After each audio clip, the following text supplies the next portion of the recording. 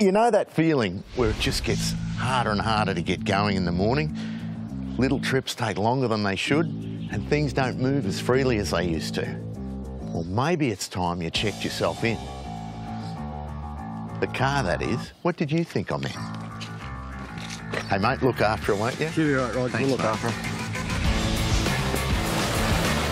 We've been through a lot together, me and my ute, from the dust of Cape York to the beaches of Straddie, from the steepest of hill climbs to the deepest of creeks. And no matter where or what I've tried to do, the old cruiser always looked after me.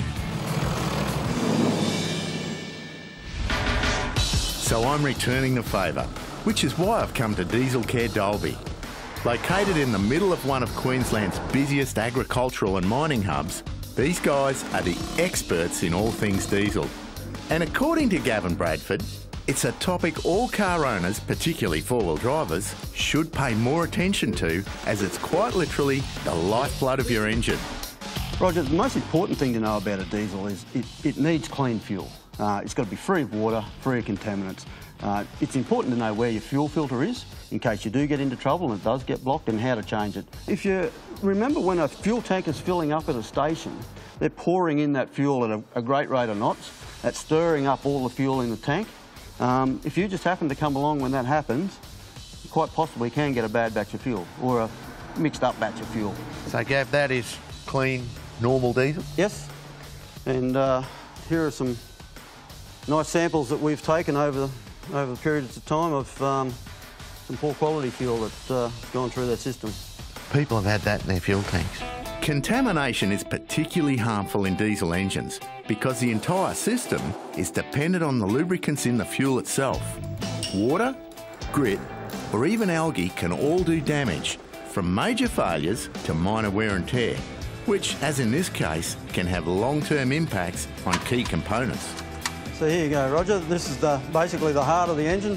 The part that does all the pumping of the fuel. This is your fuel pump. Okay, the heart of the problem. Yeah, so we'll take her inside and do a bit of surgery on it. Righto, operating theatre. No problems.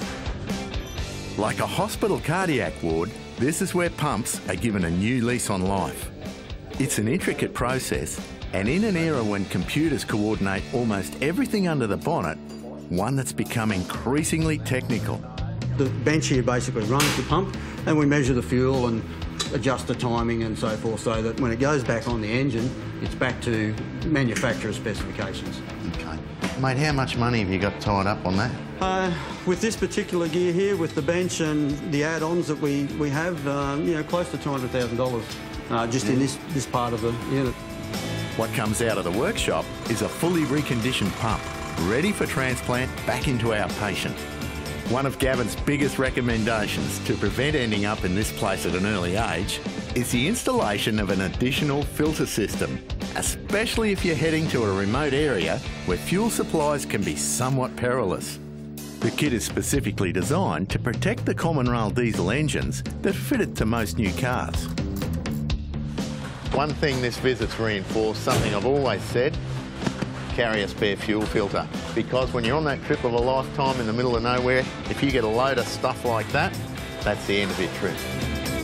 It's a complex topic, and it's worth chatting to the experts about your particular system. Visit their website to find your nearest Dieselcare store.